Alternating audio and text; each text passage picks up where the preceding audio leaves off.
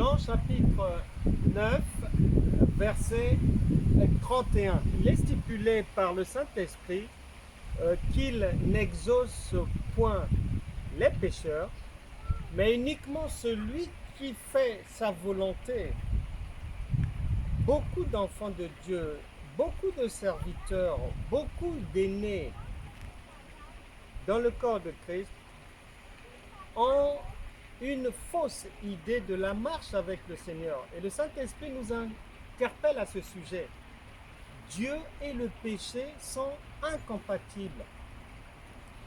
Je voudrais que tu retiennes cela aujourd'hui. Beaucoup de vies brisées, beaucoup de désillusions, parce qu'on a cru à tort, parce qu'on a cru mal enseigné, mal affermi dans le Seigneur qu'on pouvait marcher dans le péché, parce que Dieu est amour.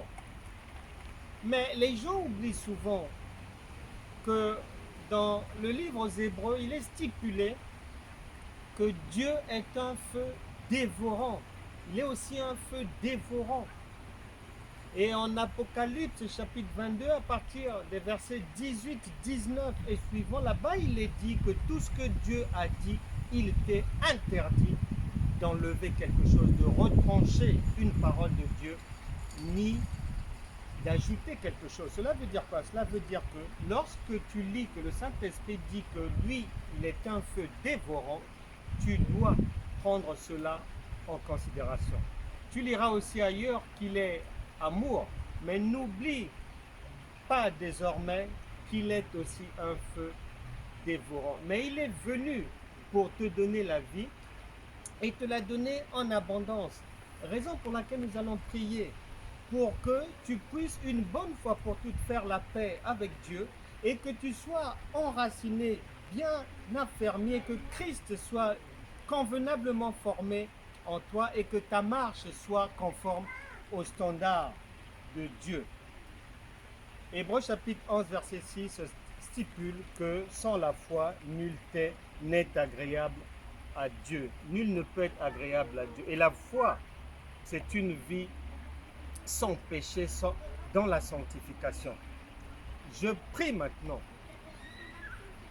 Seigneur, je te remets cette sœur, ce frère, que tu puisses, Saint-Esprit, l'accompagner dans sa marche au quotidien, dans ses leçons, les affermissements, les moments de prière, d'intercession, méditation de la parole, dans sa marche au quotidien. Seigneur, accompagne cette sœur, accompagne ce frère, relève-le, pardonne-lui ses péchés et que tu puisses désormais être sa seule boussole. Nous le croyons. Merci Seigneur, car tu exauces la prière. Merci pour avoir béni ma sœur, pour avoir béni mon frère une bonne fois pour toutes. Et je prophétise que tu ne tomberas plus jamais, que tu ne baisseras plus jamais la garde, que tu n'associeras plus jamais Dieu et le péché.